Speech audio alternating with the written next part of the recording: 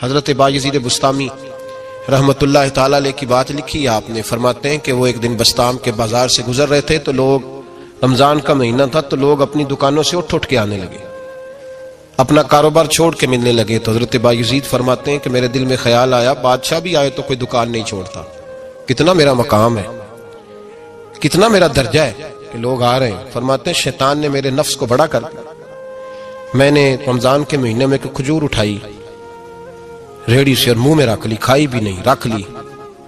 لوگ کہنے لگے دفع کرو، یہ بھی کو بلی ہے، روزہ ہی نہیں رکھا ہوا۔ فرماتے ہیں لوگوں نے مجھے برا کہا، میں دنیا سے ٹوٹ گیا پر میرا اپنے رب سے رشتہ مضبوط ہو گیا۔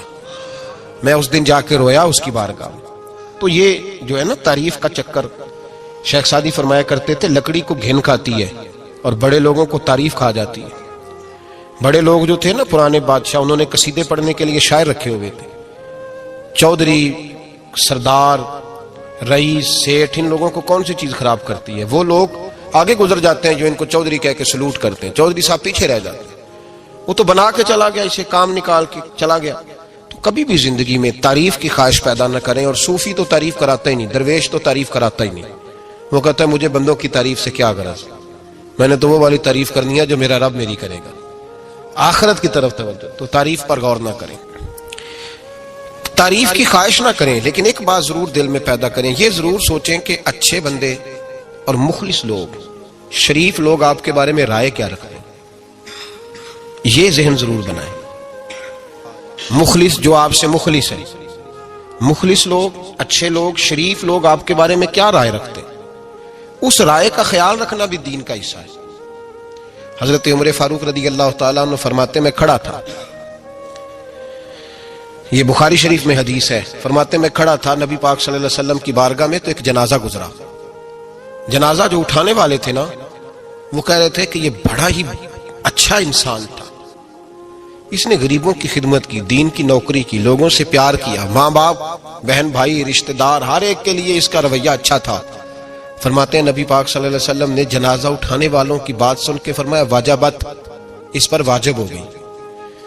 حضرت فاروق اعظم رضی اللہ تعالیٰ عنہ فرماتے ہیں تھوڑی دیر کے بعد ایک اور جنازہ گزرا، تو جنازہ اٹھانے والے کہہ رہے تھے بڑا شریر آدمی تھا، زبان کا برا، دھوکے باز، فراڈیا، بے ایمان، مال کھانے والا لوگوں کا، لوگ یہ باتیں کر رہے تھے۔ نبی پاک صلی اللہ علیہ وسلم نے فرمایا واجبت، اس پر بھی واجب ہو گئی۔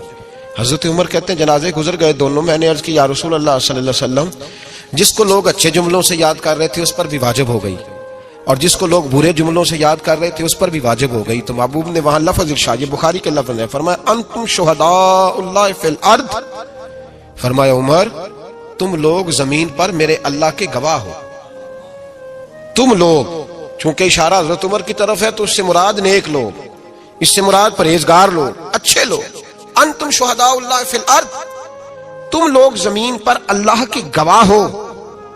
فرمایا جس کو جنازہ اٹھانے والے لوگوں نے کہا کہ یہ بندہ اچھا تھا تو میں نے کہا واجبت، اس پر جنت واجب ہو گئی، اور جس کو جنازہ اٹھانے والے لوگوں نے کہا شریر تھا، برا تھا، نالائق تھا، تکلیف دیتا تھا، چونکہ تم زمین پر اللہ کے گواہ ہو تو میں نے کہا واجبت، اس پر جہنم واجب ہو گئی۔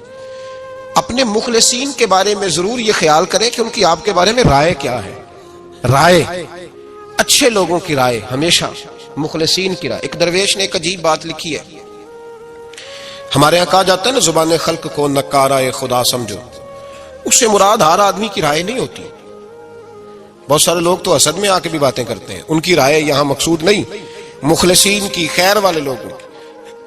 اچھے کچھ لوگ تو ایسے ہوتے ہیں جن کی کسی کے بارے میں بھی رائے ٹھیک نہیں ہوتی، وہ جب بھی بات کرتے ہیں یا حسد کی بنیاد پہ کرتے ہیں یا بغض اور کینے کی، ان کی بات نہیں، لیکن باقی جو خیر والے لوگ، مثبت جو طبقہ ہے، جو اچھی سوچ کا حامل، وہ ہمیں پتہ ہوتا ہے کون سا بندہ کس طرح۔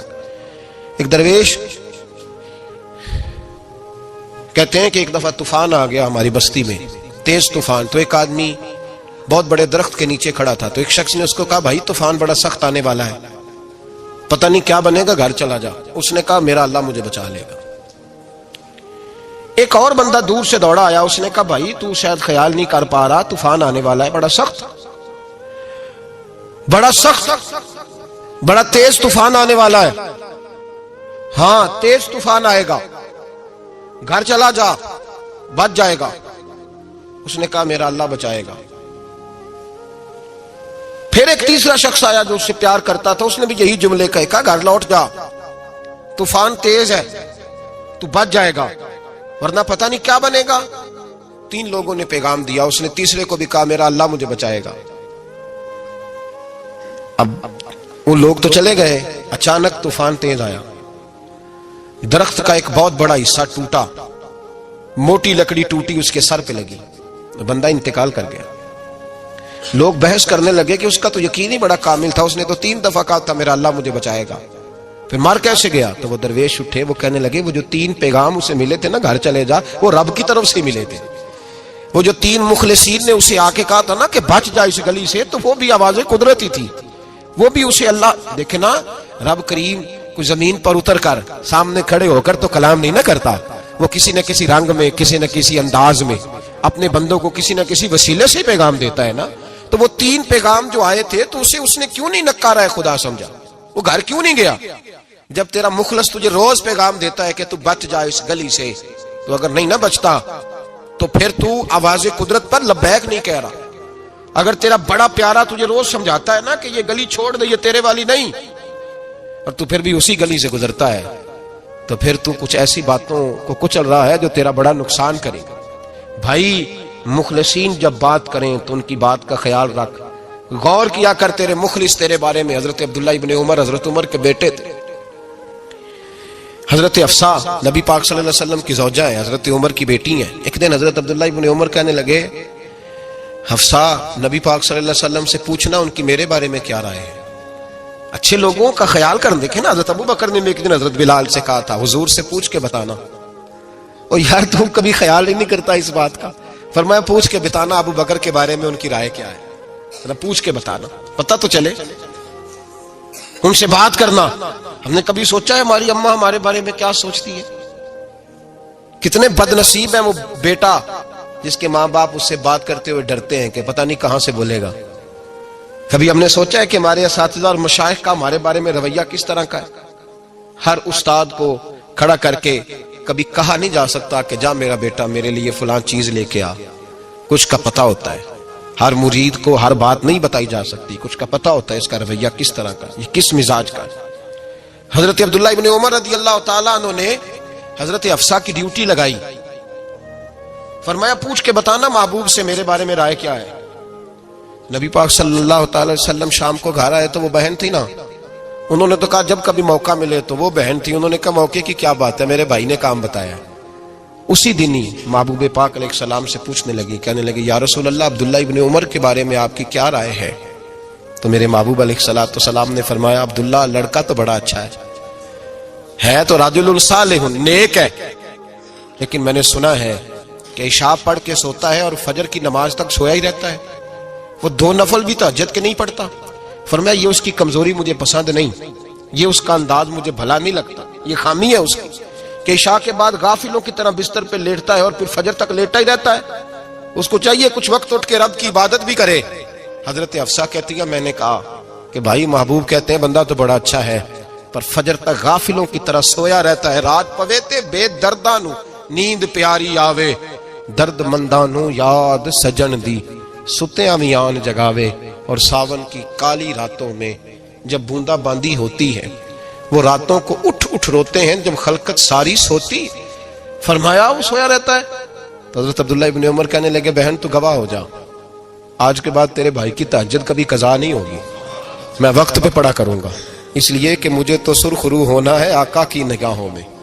زمانے کیا ہے کیا ناصر، بھلا جانے برا جانے کی موج ہے دنیا کیا کہتی ہے، مجھے تو حضور کی نظر میں اپنے آپ کو صحیح ثابت کرنا ہے، وہاں مجھے یاد رکھو مخلصین کا کبھی جو آپ کے مخلص لوگ ہیں ان کے اعتماد کو کبھی ٹھیس نہیں پہنچنی چاہیے۔ کچھ دروازے ایسے ہوتے ہیں جن کے بغیر گزارا نہیں ہوتا۔ رب تبارک و تعالیٰ فرماتے ہیں ان الذین آمنوا وعملوا الصالحات سیجعل لهم الرحمن ودا، فرمایا تو ایمان لانے کے بعد عمل اچھے کرنا، میں لوگوں کے دلوں میں تیری محبت پیدا کر دوں گا، تجھے تعریف کرانے کے لیے بھاگنے کی ضرورت نہیں پڑے گی، میں خود لوگوں کے دلوں میں تیرا پیار ڈال دوں گا، لوگ خود تجھ سے پیار کریں گے، لوگ خود تیری طرف کھنچے چلے آئیں گے، خود بخود لوگوں کو موڑ دوں گا۔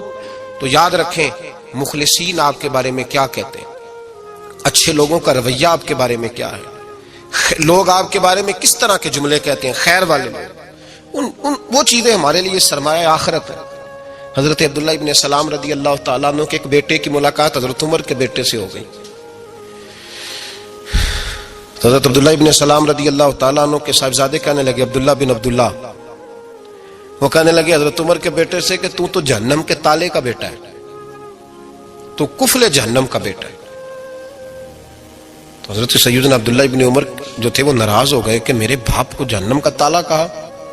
گھر جا کر حضرت عمر کو شکایت کی کہ عبداللہ بن سلام کا بیٹا کہتا ہے تو جہنم کے تالے کا بیٹا ہے۔ تو حضرت عمر کہنے لگے اس کو کیا لکھ کے دے اور اپنے باپ سے سائن کرا کے دے۔ کہا ابا جی اس نے اتنی سخت بات کی اور آپ خوش ہو رہے ہیں، فرمایا اسے کہو لکھ کے دے۔ کہا جناب عجیب بات ہے، فرمایا جاؤ اور اس کے باپ سے مل کے آنا، اسے کہنا لکھ کے دے۔ حضرت عبداللہ بن سلام رضی اللہ تعالیٰ عنہ کی خدمت میں حاضر ہوئے، کہا جناب کفل جہنم والی بات کیا ہے، آپ لکھ دیں گے؟ فرمایا میں لکھ دوں گا۔ کہا جناب مجھے بھی حکمت سمجھائیں، جہنم کا تالا اس کی کیا مراد ہے؟ تو حضرت عبداللہ ابن سلام فرمانے لگے اس سے مراد یہ ہے کہ جب تک عمر دنیا میں رہے گا جہنم کو تالا لگا رہے گا، عمر کسی کو غلط کام کرنے نہیں دے گا کہ وہ دوزخ میں جائے۔ صحابہ کے بارے میں جب کوئی جملہ کہا کرتا تھا وہ کہتے تھے کہ اسے لکھو، اہل خیر کی رائے، اچھے لوگوں کی ہمارے بارے میں رائے کیا ہے ہمیں پتہ ہونا چاہیے۔ اچھے لوگ ہمیں پتہ ہوتا ہے شہر کے لوگ ہمارے بارے میں کیا کہتے ہیں، ہمیں پتہ ہوتا ہے یہ غریب لوگوں کی ہمارے بارے میں رائے کیا، ہمیں پتہ ہوتا ہے کہ دکھی بہن ہمیں کس طرح دیکھتی ہے، ہمیں پتہ ہوتا ہے کہ کمزور رشتہ دار ہمارے لیے کس طرح کا رویہ رکھتے ہیں، ہمیں پتہ ہوتا ہے کہ ہمارے دوست احباب ہمیں کس طرح کا جانتے ہیں۔ اپنے رویوں میں تبدیلی لائیں، دیکھیں کہ اچھے لوگوں کی آپ کے بارے میں رائے کیا ہے، اس رائے کو سنبھال کے رکھیں۔ صحابہ کرام علیہم رضوان بڑے خیر والے جملے ایک دوسرے کے بارے میں کہا کرتے تھے۔ حضرت علی فرمایا کرتے تھے کہ عمر دنیا میں اس طرح ہے جس طرح خدا کی رحمت کا بادل برس رہا ہے، اور جناب عمر فرمایا کرتے تھے اگر علی ہمارے درمیان نہ ہو تو ہم تو ہلاک ہی ہو جائیں، علی ہے تو ہم بچے ہوئے ہیں۔